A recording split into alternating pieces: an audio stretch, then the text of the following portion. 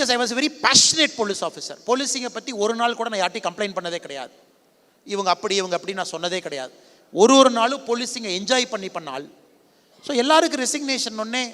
அப்போ ஏதோ அரசியல்வாதி அண்ணாமலைக்கு தொந்தரவு கொடுத்துட்டான்னு சொன்னோன்னே அந்த முதலமைச்சர் அப்போ குமாரசாமி அவங்க இருந்தாங்க, ஹெச்டி குமாரசாமி. அவர் கூப்பிட்டு சொன்னார், தம்பி பிரதர் உம்பாடு ரிசைன் பண்ணிட்டு போயிட்டா, என்னை மாட்டி விட்டா பிரச்சனை இல்லை, ஒரு வீடியோ கொடுப்பா, நீ உம்பாடுக்கு தான் ரிசைன் பண்ணுறேன்னு வீடியோ கொடு, இல்லாட்டி என்னையெல்லாம் வந்து நான் ஏதோ தொந்தரவு கொடுத்துட்டேன்னு சொல்கிறாங்க அப்படின்னு அந்தளவுக்கு இருந்துச்சு. Then I have to put out a video saying that no I am going on my own, எனக்கு யாரும் தொந்தரவு கொடுக்கல.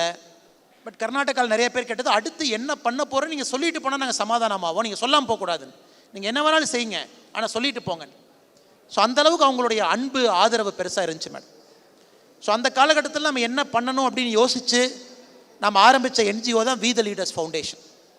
அந்த என்ஜிஓனுடைய நோக்கம் அடுத்த கட்ட தலைவர்களை உருவாக்கணும்.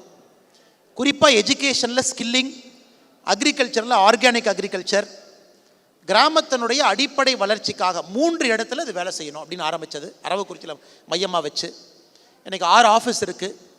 நாங்கள் ஆரம்பித்ததுக்கும் இன்றைக்கி 2 ஆண்டுகள் கழித்து வி த லீடர்ஸ் பார்க்குறக்கும் ஒரு மிகப்பெரிய ஒரு சமுதாய மாற்றத்தை அது வேலை செய்யக்கூடிய இடத்துல அது உருவாக்கியிருக்கு. யங்கஸ்ட் பாலிட்டிஷியன் நீங்கள் தான் நான் மீட் பண்ணது, அதுவும் engineering graduate, management graduate, police officer, இப்போ வந்து யங் பாலிட்டிஷியன். ஸோ இன்றைக்கி இருக்கிற யங்ஸ்டர்ஸ் வந்து உங்களை மாதிரி வரணும் அப்படிங்கிறது எங்களோட ஆசை. ஆனால் யங்ஸ்டர்ஸ் எல்லாரும் they want a high all the time. ஒரு படம் பார்த்தா கூட, ஒரு போஸ்ட் போட்டால் கூட கூஸ் பம்ப்ஸ் வரணும், அப்படி ஹையாக இருந்தது அப்படின்னு நினைக்கிறாங்க. இந்த substance abuse to get that high, அதை பற்றி நீங்கள் என்ன நினைக்கிறீங்க? ட்ரக் ஃப்ரீ நேஷனாக எப்படி நம்ம உருவாக்குறதுக்கு என்ன முயற்சிகள் எடுக்கணும்? ஏன்னா இப்போ நீங்கள் காலேஜ் போனப்போ, இல்லை என்ன மாதிரி ஏஜில் இருக்கிறவங்க காலேஜ் போனப்போ இவ்வளோ ட்ரக்ஸு கிடையவே கிடையாது. ஃப்ரீயாக ட்ரக்ஸுனால் என்னென்னு தெரியக்கூட தெரியாது நமக்கு. அப்படின்னா எப்படி இருக்கும் அப்படின்றது கூடாது. இப்போ ரொம்ப சர்வசாதாரணமாக ஒரு 12 வயசு பையனுக்கு கூட எல்லாம் தெரியுது, 10 வயசு பொண்ணுக்கு கூட எல்லாம் தெரியுது. ஸோ இந்த substance abuse and drug free nation அதோட பார்த்து என்ன?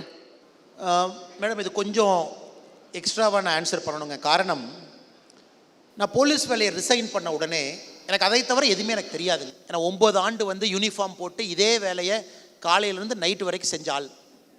இப்போ நான் சிவிலியன் லைஃபுக்கு மாறணும். I have to get to a civilian life. நான் சிவிலியன் லைஃபுங்கிறது நார்மலாக வாழ்க்கையை வாழ ஆரம்பிக்கணும், அதிக நேரம் வீட்டில் இருக்கணும், சொசைட்டியில் இருக்கணும். ஏன்னா காவல்துறைங்கிறது நீங்கள் ஒரு ஐவரி டவரில் ஒரு ஏசி ரூமுக்குள்ளே உங்களை சுற்றி நிறையா பேர் உங்களை ப்ரொடெக்ட் பண்ணக்கூடிய சூழல் இருக்கீங்க. இப்போ வந்து தற்போதைய தமிழ்நாட்டுக்கு என்ன தேவைன்னு நீங்கள் நினைக்கிறீங்க?